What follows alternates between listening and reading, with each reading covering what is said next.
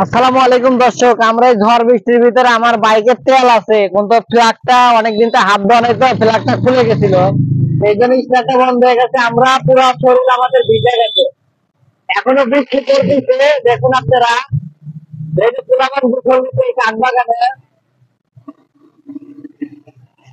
তো দর্শক, একটা কথা মনে রাখবেন যে বিপদের সময় যে আপনার পাশে দাঁড়ায় সে হচ্ছে আপনার রিয়েল বন্ধু। সারা রিয়েল বন্ধু সব মানুষের প্রতিটা মানুষের অনেকগুলাই বন্ধু বান্ধব থাকে, তারপরে রিয়েল বন্ধুর সম্মুখীন খুব লোক কম। এটা বন্ধু পারবেন ঢালাই থেকে লাগবে।